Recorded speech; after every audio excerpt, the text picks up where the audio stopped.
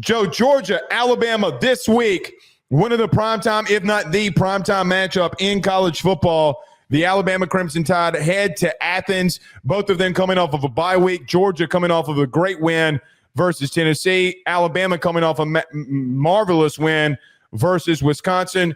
Previewing this game, Georgia versus Alabama, how do you see this one playing out? Blake, this is a marvelous game for us to talk about because I really think that there are arguments to be made for both sides. But to just be very direct to our listeners, I lean towards Georgia.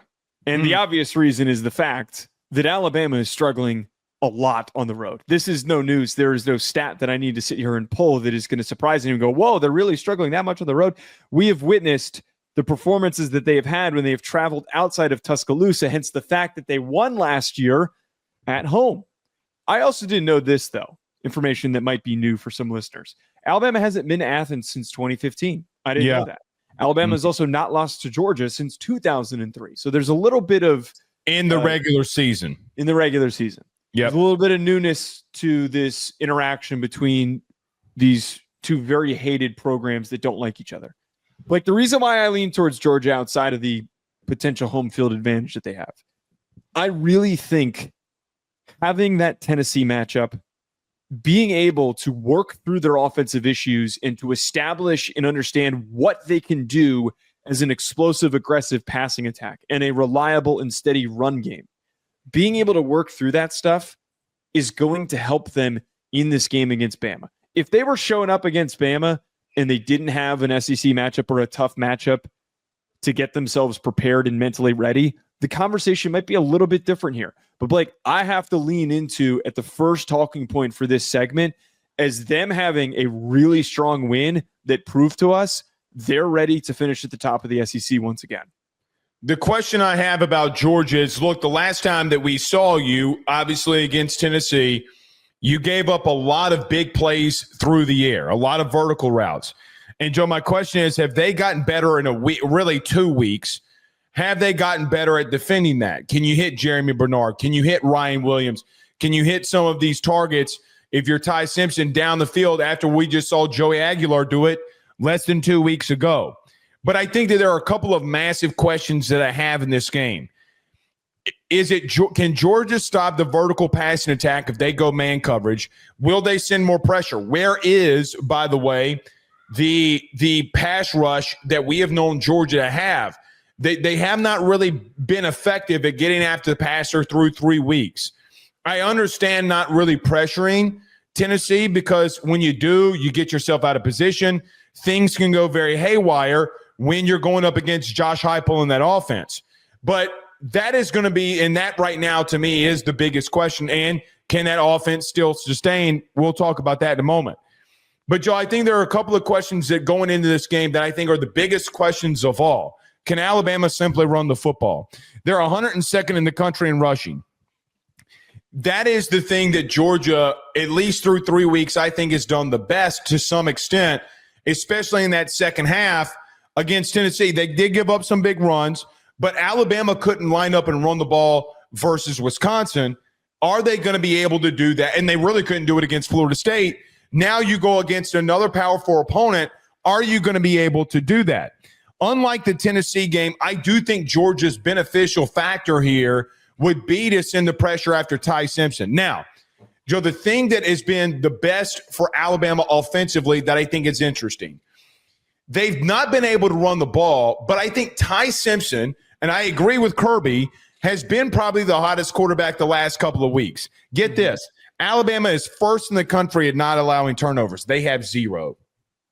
Now, you can revert that and say that, well, that's not technically true because they had a pair of turnover on downs and against Florida State. They had one against Wisconsin. I mean, but legitimate turnovers, fumbles, interceptions, things like that. I look at Alabama and say, listen, I think Ty Simpson has shown some good things the last couple of games that we saw him. The question will be, is against a team like this, you're going to have to find a way to run the football. And, Joe, if that's not the biggest question in this game, I have no idea what is. Name a time that you've – everybody. Let me back up. Everybody talks about Alabama's mortal now. You know why? because they're 102nd in the country in rushing. And they can't run the football. What does that running game look like going up against a really, really good front seven in Georgia? So I'm glad that you're bringing this up because I like to lean into, now that we're on to week 5 and we're a little bit deeper into the season, we have some stats that we can actually turn to. Still, by the way, it's a third of the season. Which is nuts to say. Some of the stats are a little inflated because a lot of teams haven't really played anyone, but teams that are explosiveness tends to carry against most opponents. Then that makes it worse for Bama. Well, so what I'm getting at here is that the one massive disparity, there's a lot of evenness in this matchup, but the biggest disparity in one team's defense and a team's offense in a specific area is Alabama's ability to generate explosive plays in the run game. They are 70th in college football in EPA per rush. Georgia is 10th in defensive EPA per rush. So you have a matchup with a team that's struggling to establish the run, that is having a lot of issues getting big plays through the run game, going up against a defense that we've known in the history of Kirby Smart has always been stout downhill. They've rallied to the football. More importantly, this Christian Miller, CJ Allen loaded front seven is going to be really hard to get the ball moving against. I am fearful, as much as Kirby pointed out that Ty Simpson has been the hottest quarterback, and I thought that he played better than people gave him credit for against Florida State. I agree. am fearful that when we enter these situations where a good quarterback has to throw the ball too much, he tries to do too much. And when a quarterback tries to do too much, it leads to turnovers. So that is like where my face is focused. I'm staring right at that. And I think that should be the biggest talking point for this game. Oh, and I think him not turning the ball over when all hell broke loose versus Florida State was actually the biggest positive for him, because he had to carry everything. They're number one in the country and not turning the ball over. But to extend on what you're saying, the reason why I would lean Georgia, I'm not saying I am or I'm not. The reason I would lean Georgia is just your offensive line have the physicality to match Georgia. And that is the question that we have going into this game. But I got to flip it on the other side too here, Joe, is I feel like every time when we talk about Georgia, as Gunnar Stockton is the quarterback, he kind of gets put on the back burner a little bit. And the last time we saw him, he made a fade route throw to Landon Humphreys that won the damn game. They won in the game. I mean, without him, Georgia's going to go home with a loss against Tennessee. I'm really intrigued by this quarterback matchup. And what's so funny about this, these are not the two quarterbacks in the SEC that got the most talk about. It was everybody else. But these two guys have been really exceptional. I think Gunnar Stockton might have a little bit more to work with, not necessarily at receiver, but because, listen, Kirby did not care that they went 3 yards in a cloud of dust against Tennessee. I will say this, though, that I'm also intrigued by. I know you ran the ball moderately effective against Tennessee. What is Alabama defensively? And we saw you against Florida State get out-physicaled. We saw you get pushed around. And does that same defense show up? Mm-hmm. I know that, look, you got to give them this. They've tried to be more multiple in things that they do, but they want to be downhill. And they got 3 running backs, really 4, that they can go to at any given point. And if you keep going man coverage, does anybody and can anybody stop Zachariah Branch? That would be my question. So, Joe, on the opposite side of this for me is I think Alabama defensively is not bad. They just got pushed around. And once you've shown that you have that in your DNA, it doesn't necessarily leave, and you always question if it's going to come back again. The real question for me is can Gunnar Stockton build off of the exceptional performance he had against Tennessee? And if he does, Joe, it's going to continue to build what they're doing. They had to go into Knoxville and score 40-plus points. Joe, I don't know if he's got to do that at home after coming off a bye week with this Kirby-led our defense. One other area I want to bring up, too, then it kind of aligns with Stockton and the quarterback battle that we've got going on here. Georgia's offensive line has felt better than last year, but it's still not been great. They're dealing with the injuries and shakiness and trying to establish who their full lineup is. You've got Ernest Green, who you think was all good to go and was completely fine, and then now we're back here where he's dealing with back issues. They're this season, Blake, they're 58th in the country in havoc rate allowed. Havoc rate, for the folks at home that don't know, it measures tackles for loss, pressures, sacks, situations that cause problems for your offense if you're allowing it. I would wonder in this game, after Alabama went that stretch at the beginning of the year where they were not getting any sacks, and then they really exploded against Wisconsin. Mm-hmm. Does this Georgia offensive line catch the bad timing for them going up against the Alabama unit that has a lot of really good athletes that were still just not clicking? Right when they're clicking, they get the bye, and then now they're going up against Georgia. Does the timing of that cause problems for them, and does that cause problems for Gunnar Stockton?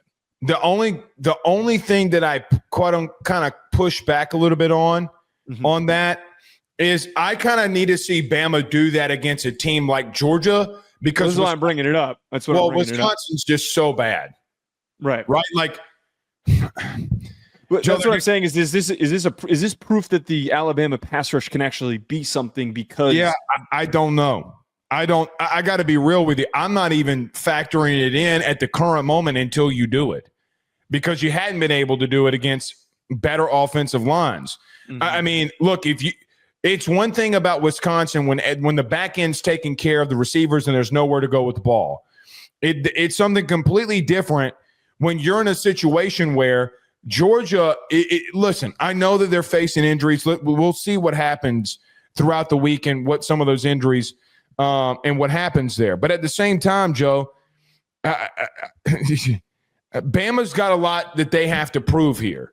And in that proof, listen, the physicality part of it, man, like I don't know. And for whatever it's worth, I don't even think it's getting home all the time against Gunnar Stockton. Can you contain him when he runs? Yeah. Yep. And that's another part in and of itself. You're worried about getting home. Sounds good. Well, you can't just get home. You got to bring him down too, which I think Joe, I got to be real with you. I have a feeling that Gunnar's going to play very well. How do both teams come off of a bye week? But there is one question that I got to ask you. Okay. Does Kirby Smart finally get over this Bama curse? Now, he got over it in the national title game. A lot of people are talking about, does Kirby have a Bama problem? Do you buy into that? I don't buy into it. I think it was just like pure circumstance because of the fact that they had to face them in Tuscaloosa last year. I think was a big drive.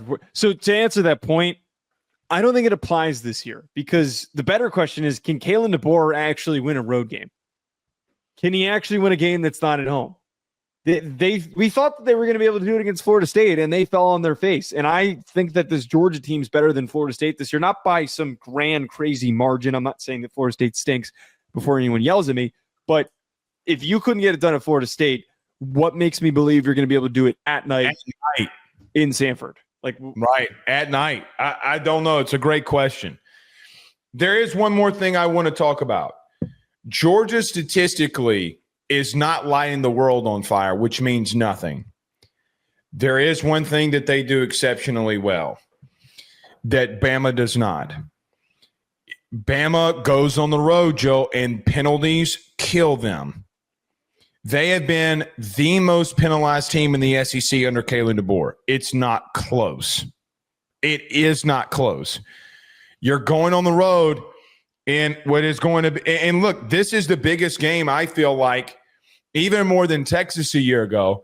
This is the biggest game that and I know that game was on the road for Georgia, but this game for me at home, I don't – Sanford's needed a massive game, and they got one. And that place is going to be electric. Can Ty Simpson go in there and win? We saw Gunnar Stockton go into a very hostile environment and win. You couldn't get it done against Florida State. Can you do it now? Can you go on the road in a hostile environment and do it now will be the question. But I do think that Bama's lack of discipline in some situations do cause me to question if they can get this one done. Yeah, this is a big proving point regardless for both teams, which is why this game is so important. Well, if Alabama wins on the road.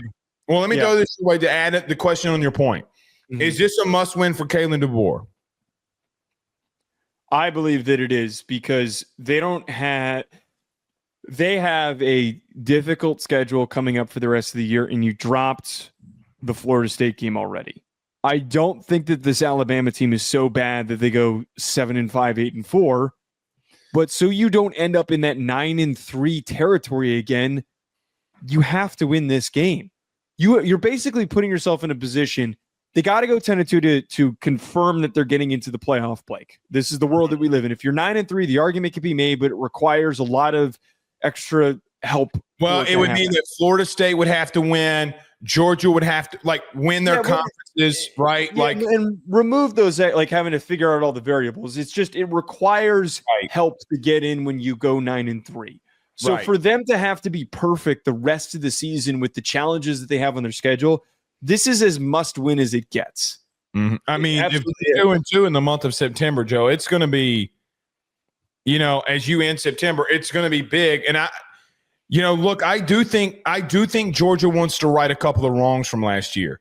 Dude, I've been waiting to say this, and I told you that I was going to hold off in saying this in pre-production when Georgia beat Tennessee. Dude, the team for Georgia last year loses that game in Knoxville.